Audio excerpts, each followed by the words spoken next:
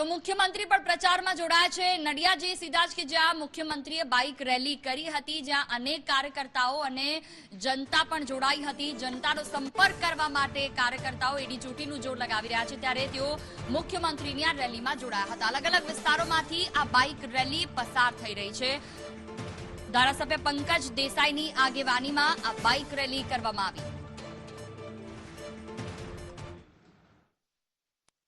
નડિયાદના ધારાસભ્ય પંકજભાઈ દેસાઈની અધ્યક્ષતામાં આજરોજ નડિયાદ શહેર ખાતે ગુજરાતના મુખ્યમંત્રી ભૂપેન્દ્ર પટેલની ઉપસ્થિતિમાં ભવ્ય બાઇક રેલી યોજાઈ રહી છે। અત્યારે આપણા સીધા દ્રશ્યો બતાવી રહ્યા છે કે જે ગુજરાતના મુખ્યમંત્રી અત્યારે રથ પર સવાર થઈને નડિયાદની જે ગલીઓ છે, નડિયાદના જે રસ્તાઓ છે, મુખ્ય માર્ગો પરથી પસાર થઈ રહ્યા છે। સાથે ભવ્ય બાઇક રેલી એમની અત્યારે યોજવામાં આવી રહી છે અને જે રીતે જોવા મળી રહ્યું છે કે ચૂંટણી જેમ જેમ નજીક આવી રહી છે તેમ તેમ આ જે પ્રચાર પ્રસાર છે તે પ્રચાર પ્રસાર જોવા મળી રહ્યો છે। આજે પ્રચારનો છેલ્લો દિવસ છે, ત્યારે આ છેલ્લા દિવસે નડિયાદ શહેરની અંદર આ ભવ્ય બાઇક રેલી યોજવામાં આવી છે।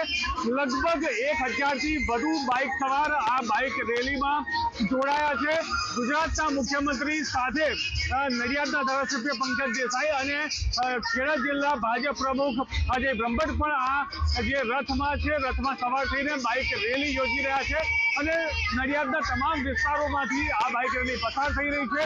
તમામ વિસ્તારોમાંથી જે લોકો છે એ લોકો દ્વારા પણ સ્વાગત કરવામાં આવી રહ્યું છે અને મુખ્યમંત્રી ભૂપેન્દ્ર પટેલ પણ તમામ જે લોકો છે લોકોનું અભિવાદન તેઓ ઝીલી રહ્યા છે। કરુણેશ પંચમેથી Sandesh news, Nadiad, Kheda. C R Patil